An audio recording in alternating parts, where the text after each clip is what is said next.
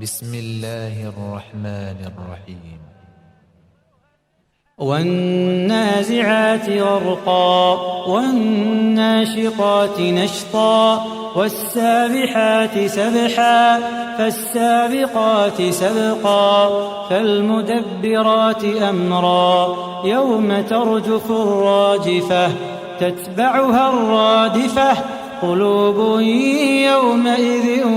واجفة أبصارها خاشعة يقولون أئنا لمردودون في الحافرة أئذا كنا عظاما نخرة قالوا تلك إذا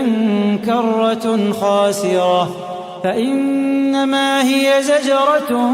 واحدة فإذا هم بالساهرة هل أتاك حديث موسى إذ ناداه ربه بالواد المقدس طوى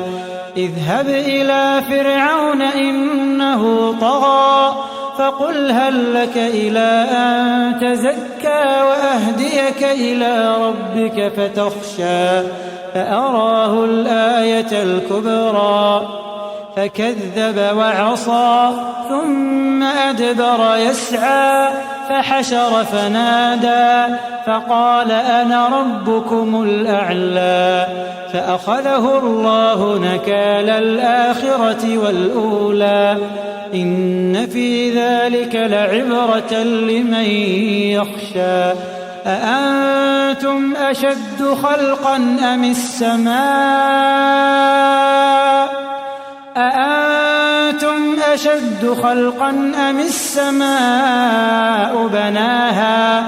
رفع سمكها فسواها وأغطش ليلها وأخرج ضحاها والأرض بعد ذلك دحاها أخرج منها ماءها ومرعاها والجبال أرساها متاعا لكم ولأنعامكم فإذا جاءت الطامة الكبرى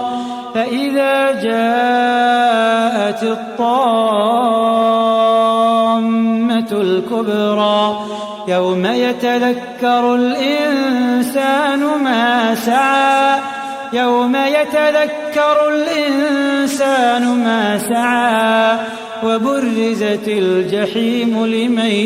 يرى فأما من طغى وآثر الحياة الدنيا فإن الجحيم هي المأوى وأما من خاف مقام ربه ونهى النفس عن الهوى فإن الجنة هي المأوى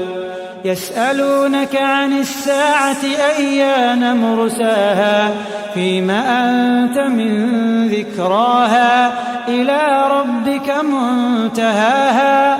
إنما أنت منذر من يخشاها كأنهم يوم يرونها لم يلبثوا إلا عشية أو ضحاها.